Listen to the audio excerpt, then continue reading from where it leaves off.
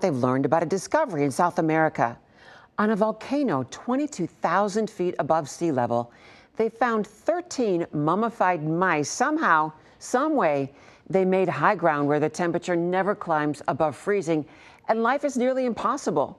KETV Newswatch 7's Andrew Ozaki explores the mystery that has experts still asking questions.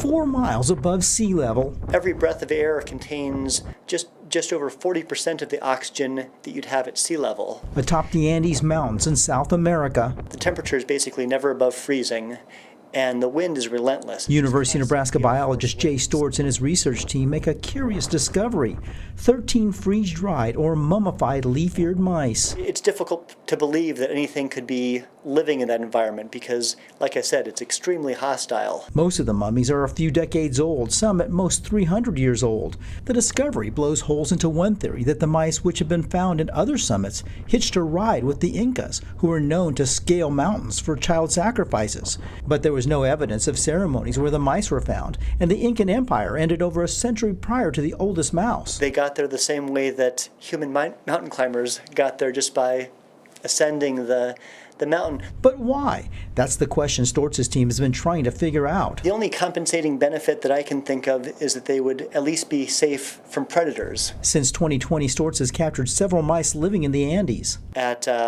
elevations that were, like I said, previously thought to be completely uninhabitable. Stortz believes that could be important to monitor the effects of climate change. As temperatures increase,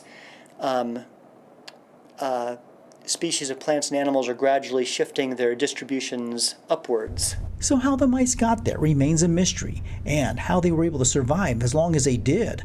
But studying them now may give researchers more insight to sustainability in the future. It gives us a new appreciation of what animals are capable of and the kinds of places they can live.